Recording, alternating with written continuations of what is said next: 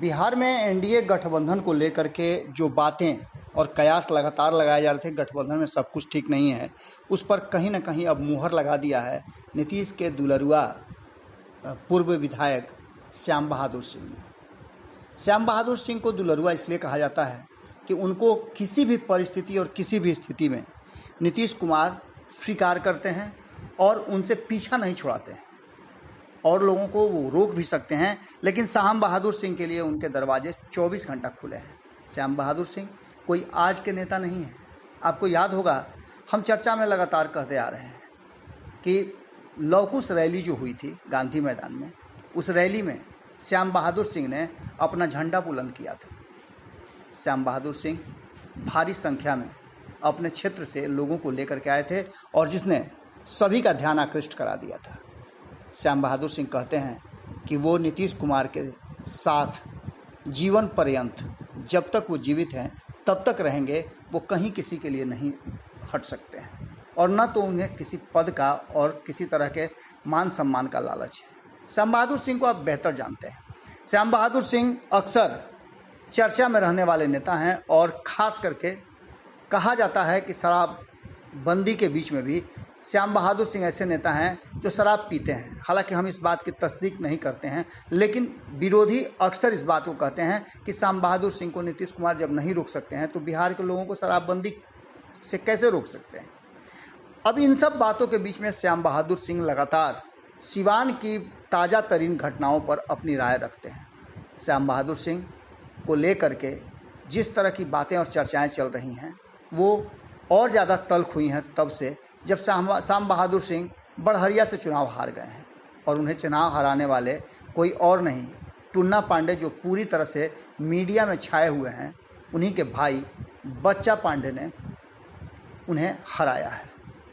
टुन्ना पांडे लगातार जिस तरह से नीतीश कुमार पर हमला कर रहे थे, उसे लेकर के भी श्याम बहादुर सिंह ने अपनी चुप्पी तोड़ी है।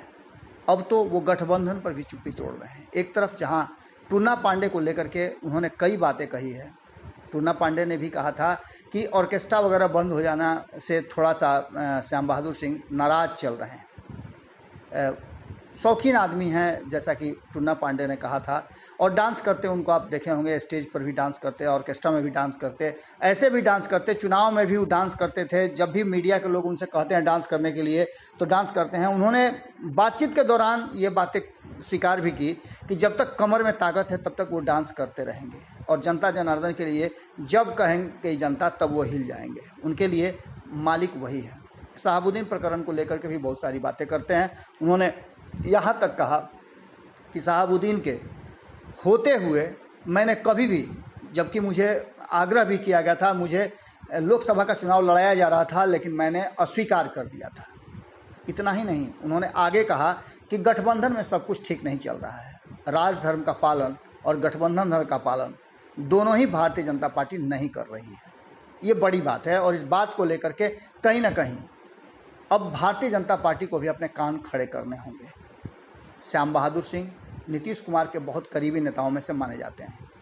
अब ऐसी स्थिति में जहां एक तरफ टुन्ना पांडे लगातार हमला कर रहे थे, उनका एपिसोड तो धीरे धीरे अब शांत हो रहा है, लेकिन सिवान के क्षेत्र में पूरी तरह से अब जदयू भाजपा की राजनीति गरमा गई है।